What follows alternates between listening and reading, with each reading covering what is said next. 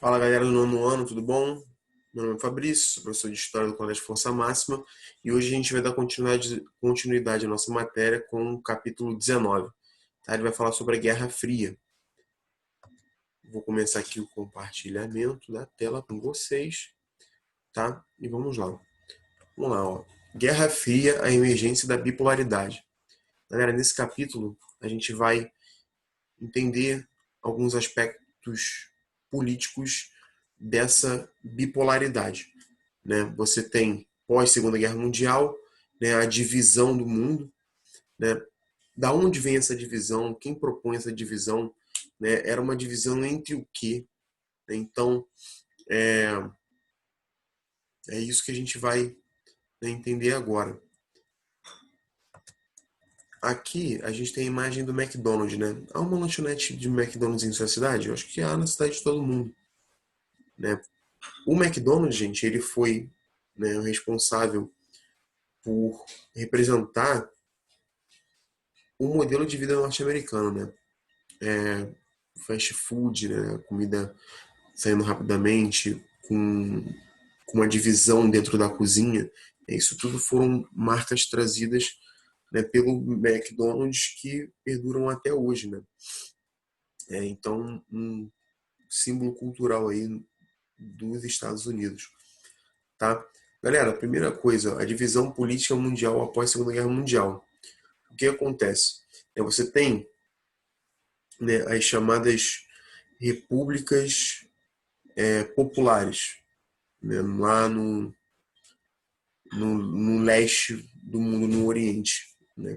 Você tem a maior expoente disso, né, a União das Repúblicas Socialistas Soviéticas, né, são repúblicas, tem parlamento, né, tem violência bastante, tem perseguição a opositores também, tá?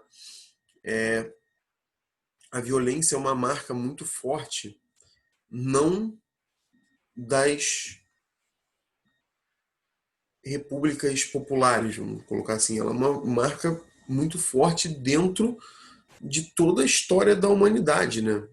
Assim, você, infelizmente, como não usa a razão, você acaba optando pela violência, né? Você usa uma linguagem que não é a linguagem oral, você usa a linguagem da violência, tá? Porque muitas vezes, né, se a gente for olhar para a história, muitas pessoas que detinham o poder de narrar os fatos, né, quando narravam, por exemplo, fatos sobre as repúblicas populares, né, referiam-se a elas quanto ditaduras, né, que havia muita violência, que não havia liberdade, só que esqueciam de olhar, né, para o próprio umbigo. Né? O Brasil passou, né, por uma ditadura, né, que durou muitos anos, que teve tortura, perseguição política, né, enfim. Então é um momento muito tenso, né, muito tenso porque a violência, né, ela é como diz alguns teóricos historiadores, né, ela sai da Europa, né, que ela estava ali concentrada e teve seu maior expoente na Segunda Guerra Mundial, e essa guerra ela é exportada, né, para os outros cantos do mundo, né, através dessa, como pano de fundo, né, usando essa lógica, né, que está como pano de fundo, que é essa bipolaridade, essa guerra entre socialismo e capitalismo, tá, entre soviéticos e norte-americanos. Então é um momento de muita tensão após Segunda Guerra Mundial. A Guerra Fria, né, ela tem ali como um símbolo do seu começo um discurso do Winston Churchill, que era o primeiro-ministro do Reino Unido, né? Esse discurso ele fez lá nos Estados Unidos, né, já mostrando a aproximação da Inglaterra e dos Estados Unidos.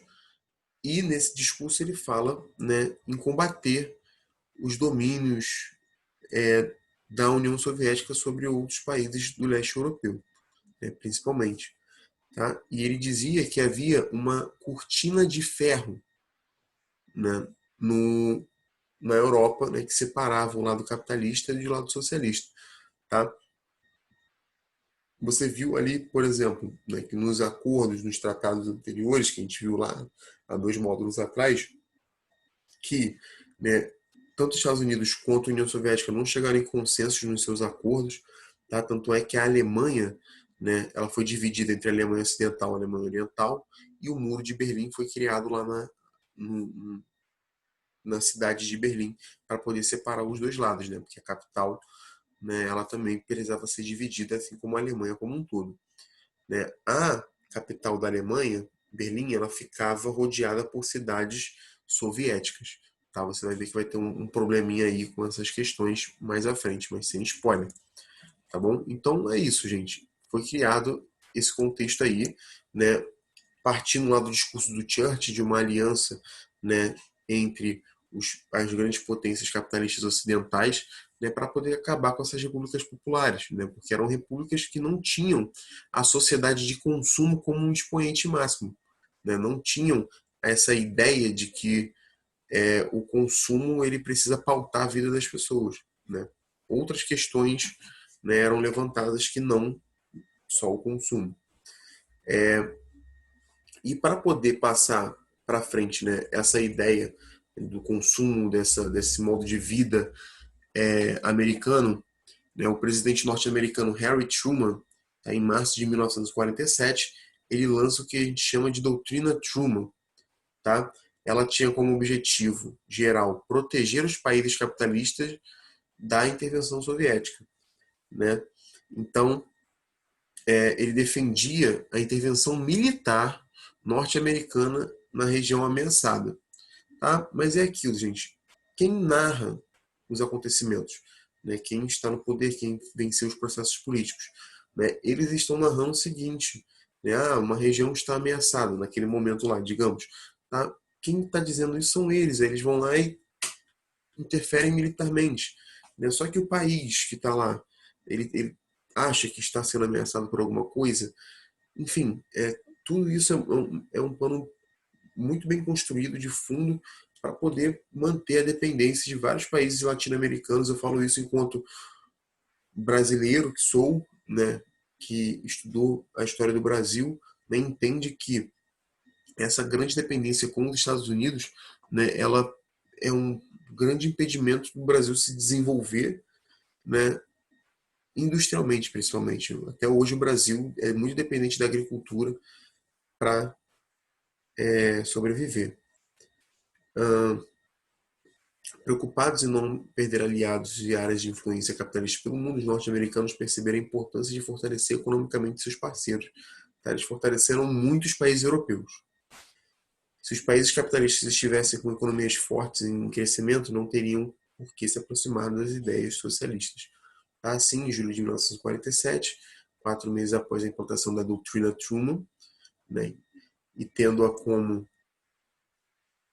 orientação política, os Estados Unidos lançaram o Plano Marshall. Galera, o que é o Plano Marshall? É um plano econômico para ajudar os países capitalistas a fortalecerem as suas economias, tá?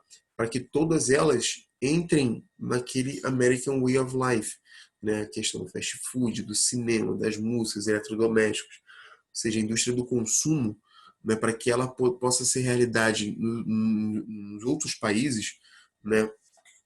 Você precisa desse investimento maciço nessas economias. É claro que tudo isso vai voltar para os Estados Unidos. Eles não estão dando dinheiro, eles estão emprestando para poder voltar a juros. Enquanto isso, o que a União Soviética fazia? Como eu disse, a gente tinha a doutrina Truman, o Plano Marshall, tá lá no início da Guerra Fria.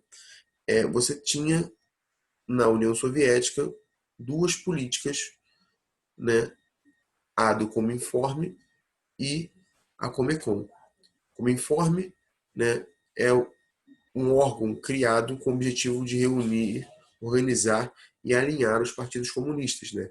Ou seja, pegar as diretrizes do Estado soviético e colocar e passar para os outros países que queriam se aliar à União Soviética, né? Como governar, como gerir o Estado, como gerir a economia a partir, né, da ideia da República Popular, né, em que trabalhadores e partidos operários eles comandam o Estado, tá? Entretanto, como ele diz aqui, apenas uma orientação política de controle não era suficiente para impedir o avanço e a influência norte-americana no leste europeu. Assim, em 1949, a União Soviética criou o Conselho de Ajuda Econômica Mútua, a Comecon, que estabeleceu para todos os países socialistas aliados a planificação econômica, desculpa. É importante dizer que a Comecon, embora tivesse menos recursos econômicos para investimento, conseguiu manter sob a sua dependência a economia dos países do leste europeu. Então, gente, para poder ficar cada vez mais consolidados também os dois blocos, né, desenvolveram alianças militares.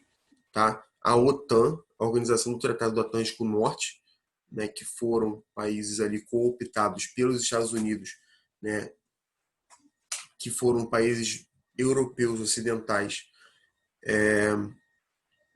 né, que tinham como objetivo, né, defender militarmente os países capitalistas da expansão soviética pela Europa.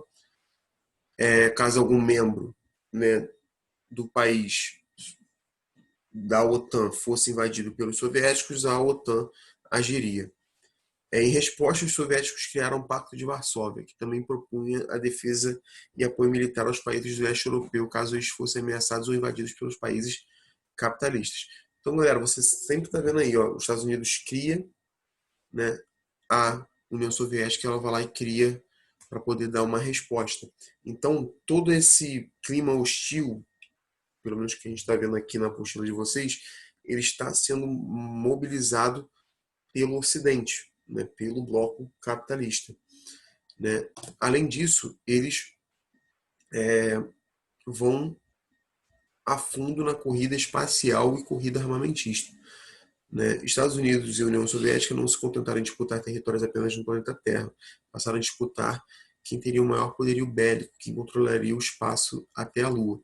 Esse tipo de disputa buscava demonstrar para o mundo qual país tinha melhor tecnologia e por isso qual seriam mais poderosos, né? Qual seria mais poderoso no caso. Norte-americanos e soviéticos conseguiram desenvolver suas armas nucleares, que poderiam destruir o mundo a qualquer momento. Caso isso acontecesse, seria uma guerra sem vencedores, pois ambos ficariam destruídos. Galera, a Guerra Fria, né? Muita gente que é muito mais velha que eu, né, que viveu esse período, eles falavam que viviam numa iminência, né, da destruição do mundo. Realmente acreditava-se, né, que o mundo poderia ser destruído numa guerra. Né? Se essas duas nações, elas entrassem, se esses dois blocos entrassem em guerra, né, seria o fim, porque eles desenvolveram armamento nuclear. Né? A bomba de hidrogênio, por exemplo, que ela tem uma capacidade de destruição gigantesca. Tá? Então você tinha os Estados Unidos com a bomba de hidrogênio, a União Soviética com a bomba de hidrogênio, os dois, cada um poderia, né, ordenar um ataque nuclear ao outro país e isso destruiria, né, muito do que é o planeta Terra. Então, a iminência de um conflito era muito grande. Né? Você teve momentos que a gente vai ver mais à frente, né, que foram bem complicados nesse sentido. Tá? Então, era um momento, como eu disse, né, de muita tensão. Né? E isso também acirrou, né, uma competição, né, econômica, como a gente disse, como uma competição ideológica, armamentista, tá? E tudo isso ficou muito representado também com a espionagem. A espionagem ela foi uma ferramenta fundamental para o entendimento do que o outro bloco faria, né? Você tem um caso retratado pela série The Crown da Netflix, né, de um espião da KGB, né? Vou abaixar aqui um pouquinho, esperar, né, parar de dar esse borrão aí que eu acho que sempre dá para vocês. A KGB, né, o Comitê de Segurança de Estado da União Soviética, era, né, o órgão de espionagem, né, da União Soviética, né, que também foi feito como uma resposta à Agência Central de Inteligência, né, a CIA, né, que a gente escuta muito nos filmes. Tinha um espião da KGB no Palácio de Buckingham, né, espionando a rainha, o palácio, enfim. Assim como tinham espiões norte-americanos também. Né? Isso também não foi necessário, não foi o suficiente para o senador Joseph McCarthy, né? Era um senador norte-americano, né, que desenvolveu uma prática política chamada de macartismo, né, que fazia uma perseguição, olha isso, fazia uma perseguição ideológica nos Estados Unidos, né, perseguiu jornalistas, artistas, intelectuais, políticos, todos eles acusados de serem comunistas, né? Então, isso é muito importante para a gente não cair numa armadilha, numa arapuca de achar que é uma luta de uma liberdade democrática contra uma ditadura, né? Enfim, você tem violências, processos violentos de todos os lados, você tem processos de perseguição de todos os lados, né? Ou seja, muita gente foi vitimizada nesse momento, foi vítima, né, de um processo político muito tenso, muito violento, tá? Violento em vários sentidos, não só o corpo, mas também a mente, né? Um dos perseguidos foi o famoso Charlie Chaplin, né, que tem filmes que são muito bons, né, que eram considerados muito bons. Ele teve que sair, né, dos Estados Unidos por conta de ameaças de morte em 1952. Tá? Essa política de perseguição, né, aos chamados comunistas ficou conhecida como macartismo. Então era uma briga muito forte, acirrada. A briga no espaço também, ela levou, né, essa Guerra Fria, né, ela trouxe para a gente, né, realidades que nunca antes foram sonhadas pelos seres humanos, como ir à Lua, né, ir ao espaço. Tá? Quem saiu na frente nessa disputa foi a União Soviética com o lançamento do primeiro satélite, né, em outubro de 1957, o chamado Sputnik. Tá? Os Estados Unidos também lançou o Explorer. Em 61, a União Soviética colocou o primeiro homem no espaço, que foi o Yuri Gagarin. Né? Os Estados Unidos queriam chegar à Lua para poder ultrapassar a União Soviética nesse sentido. Né? Fizeram a Apollo 1, não conseguiram, mataram 3 astronautas, né? Foram mortos aí num acidente. Contudo, em 1969, mais 3 astronautas chegaram à Lua. Né? Você tem o Neil Armstrong, eu não me recordo o nome dos outros dois, mas enfim, a série The Crown também retrata esse momento aí, uma série muito interessante para que vocês possam estar tendo um contato com essa realidade. Galera, e é claro que toda essa tensão geraria conflitos, não conflitos diretos entre União Soviética e Estados Unidos, mas, né, conflitos indiretos em vários países no mundo que enfrentavam, né, divisões internas. Né? O primeiro que a gente vai estudar aqui, que é um dos mais importantes, é o da China. E a China, ela era um país dominado, né, pelos interesses britânicos, né, desde o final do século XIX, né, no contexto, né, de neocolonialismo, imperialista inglês. Daí foi criado um partido na China, né, que lutava contra a monarquia chinesa. Esse partido, chamado de nacionalista, ele foi responsável pela implantação da república na China. Ele tinha como o seu líder o Sun Yat-sen. E esse rapaz, ele por muito tempo, né, liderou a China, né, contra os interesses estrangeiros dentro das riquezas chinesas. Né, a China para a China.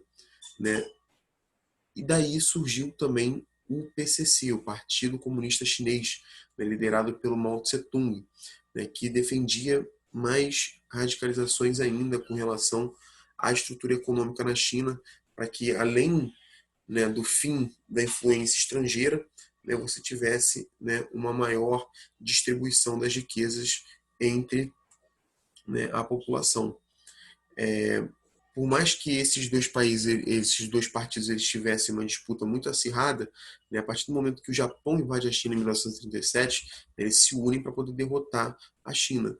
E isso faz com que o Partido Comunista Chinês ele fique mais forte ainda.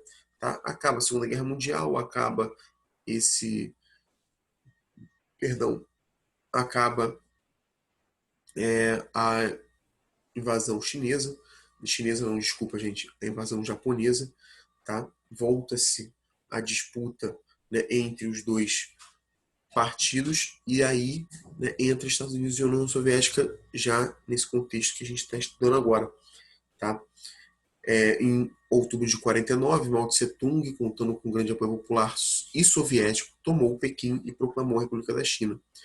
Os nacionalistas deixaram o continente e, na ilha de Formosa, a famosa Taiwan, sob a liderança de Chiang Kai-shek, proclamaram a República da China, com o apoio dos Estados Unidos. Então você tem ao norte a República Popular da China e ao sul, tá lá na ilha de Taiwan, a República da China. No poder, Mao Tse-tung, em 1950, assinou um acordo com a União Soviética. Seguindo a orientação econômica soviética em 1953, o país adotou a planificação econômica. Tudo isso tem a ver com aquilo que a gente falou lá, da Cominform e da Comencom. Aqui a gente está vendo na prática como isso funcionou. Teve bons resultados, porém não atingiu objetivos propostos. Em 58, implantou um novo plano de crescimento econômico, ou seja, eles adotaram uma agricultura, popular, vamos dizer assim, em comunas em que, as pessoas que plantavam eram donos das suas plantações. Enfim, isso desenvolveu, a China, que tinha uma população muito grande, de uma maneira nunca antes vista. Você teve a superação da fome, enfim.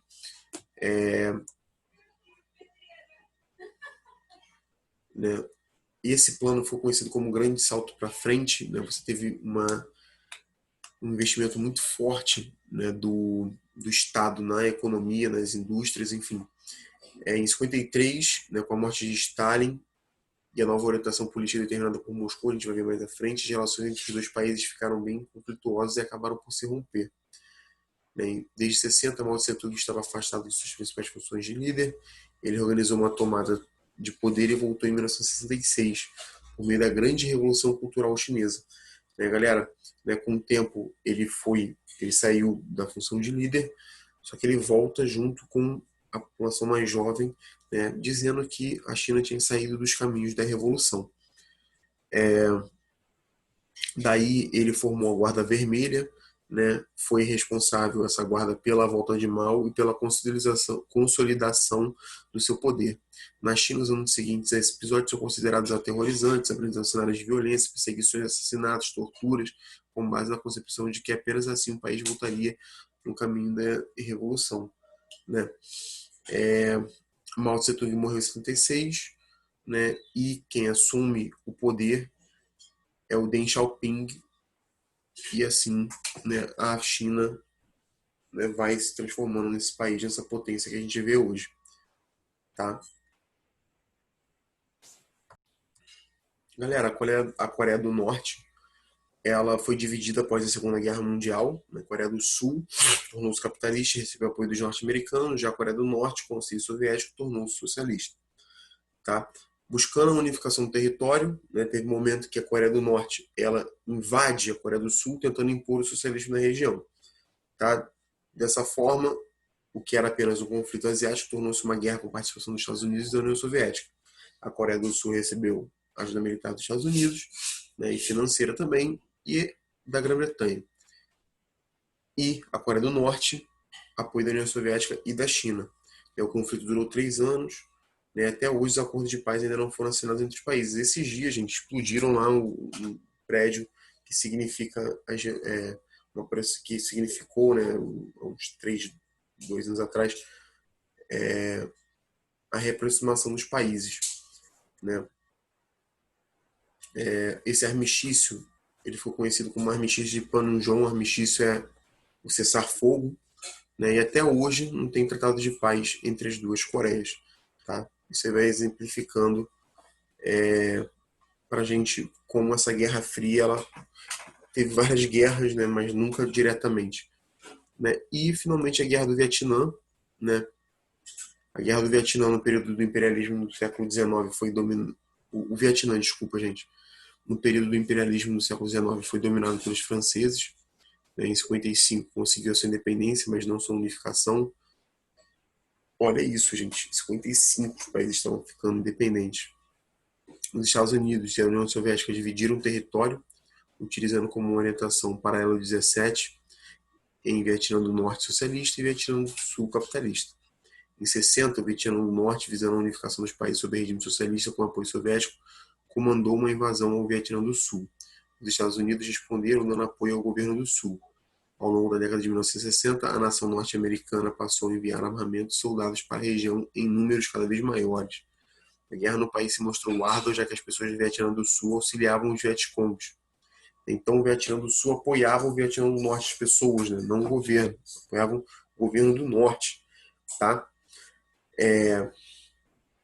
Apesar de não ter as melhores armas e recursos financeiros, os Vietcongs passaram a utilizar o território a seu favor e a contar com o apoio da população. Galera, a Guerra do Vietnã, né, ela marca um período de ebulição social no mundo todo, né? A década de 60, né, que foi marcada aí por essa guerra, foi marcada pelo movimento da contracultura, né, no movimento por direitos civis nos Estados Unidos, principalmente, né, num crescimento do movimento popular aqui no Brasil, tanto é que a ditadura militar ela veio para poder calar esses movimentos. Tá? O AI-5 é de 68, exatamente no momento em que o Brasil estava em ebulição total e o mundo também como um todo. Você teve movimento em Paris, né, na França, nos Estados Unidos, movimento hippie, né, tudo isso foi permeado aí pela Guerra do Vietnã, né, que foi uma guerra televisionada. Né, eles levaram aparato técnico cinematográfico para poder filmar a guerra.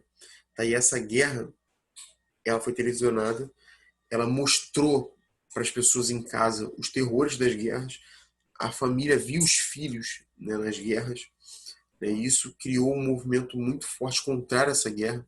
Né, isso porque, como a gente estava lendo ali na apostila, né, os caras usavam táticas, né, de guerrilha, não tinham o arsenal dos Estados Unidos, então beleza, a gente conhece o território, vamos cavar buraco, vamos brotar do nada nos acampamentos enquanto eles estão dormindo e degolar todo mundo.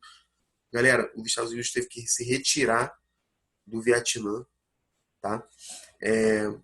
Por conta das manifestações, dessas derrotas sistemáticas, e assim, né, em 73, eles saíram da guerra, tirou, e o Vietnã do Norte unificou o país, tornando um país, né, de um alinhamento mais parecido com a União Soviética, de uma república popular.